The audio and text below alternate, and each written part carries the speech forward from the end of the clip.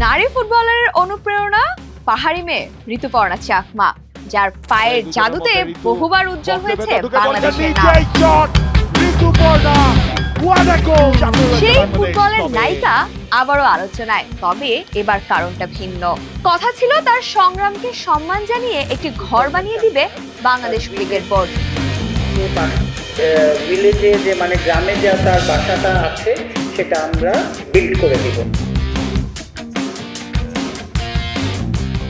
সময় পেরোলেও সে প্রতিশ্রুতির এখনো বাস্তবায়ন ঘটেনি। তাই প্রশ্ন উঠছে, কেন? ঋতুপর্ণা চাকমা শুধু একজন ফুটবলার নন, তিনি বাংলাদেশ ফুটবলের এক জীবন্ত প্রতীক।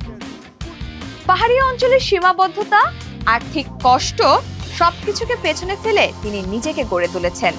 দেশের জার্সি গায়ে তুলে বারবার প্রমাণ করেছেন নিজের সামর্থ্য।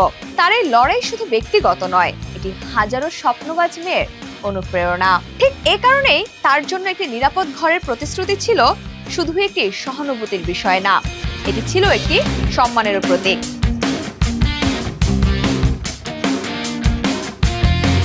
কিন্তু যখন সে প্রতিশ্রুতি পূরণ হয় না, তখন সেটা শুধু একজন খেলোয়াড়ের প্রতি অবহেলা নয়, বরং পুরো নারী ক্রীড়াঙ্গনের প্রতি এক ধরনের অবমূল্যায়ন। এখানে একটা বিষয় পরিষ্কার করা খুবই গুরুত্বপূর্ণ, বাংলাদেশ ক্রিকেট বোর্ডের দায়িত্ব শুধুই ক্রিকেট নিয়ে কাজ করা। তাই তার এই ধরনের উদ্যোগকে অবশ্যই ইতিবাচক হিসেবে গ্রহণ করেছিল সবাই।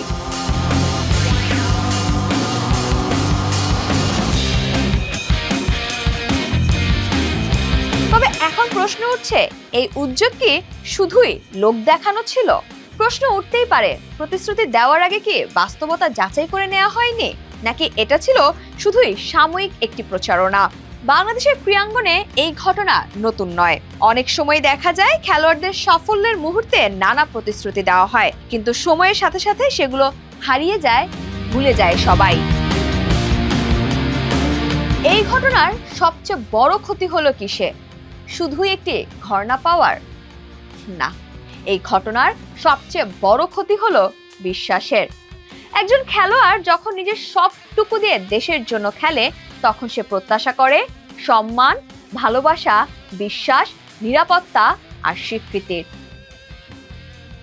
ঋতুপর্ণা চাকমার এই ঘটনা আমাদের মনে করিয়ে দেয়, বাংলাদেশের নারী ক্রীড়াবিদদের জন্য পথটা এখনো অনেক বাকি। শুধু প্রশংসা নয়, প্রয়োজন বাস্তব সহায়তা।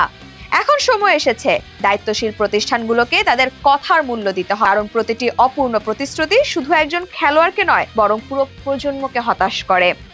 শেষে একটা কথাই বলা যায়, মাঠে লড়াই করা খুব সহজ, কিন্তু মাঠের বাইরে লড়াই করা খুব কঠিন। তাই এই কঠিন সময় ঋতুপর্ণা চাকমার মতো খেলোয়াড়দের পাশে দাঁড়ানো আমাদের দায়িত্ব।